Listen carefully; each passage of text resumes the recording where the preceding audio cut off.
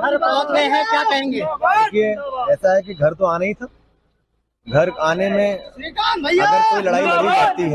अगर कोई लड़ाई लड़ी जाती है और किसी गलत कार्रवाई के चलते किसी को जेल जाना पड़े, स्वाभाविक है कि तो जेल रहेगा नहीं ना, घर तो आना है उनको। अब 2 महीने बाद पहुंचे हैं सोसाइटी में वापस, कैसा लग रहा है आपको? नहीं, घर है हमारा, अच्छा लग रहा है। समाज के लोग खड़े हैं। समाज के लोगों के लिए क्या कहेंगे? समाज उत्तर प्रदेश के अंदर 90 लाख की आबादी का समाज, त्यागी समाज, जो आज उत्तर प्रदेश के अंदर अपनी पहचान को दिखाकर पूरी उत्तर प्रदेश सरकार के साथ साथ देश की सरकार को भी बताने का काम किया कि ये वो त्यागी समाज है जिसमें त्यागी, भूमिया, ब्राह्मण, मोयाल, चित्पावन, अयंगर, अय्यर, दास, मिश्र, गालव समाज के नाम जाना जाता है। ये समाज बहुत बड़ा समाज है और इस समाज ने जैसे हमारा साथ दिया, अपना बेटा, अपना नेता मान के हमें जो आगे बढ़ाने का काम किया, उसके लिए बहुत बहुत धन्यवाद। अब आगे क्या आप समाज के लोगों से मिलेंगे जिन लोगों ने आपके बुरे वक्त में साथ दिया आपका?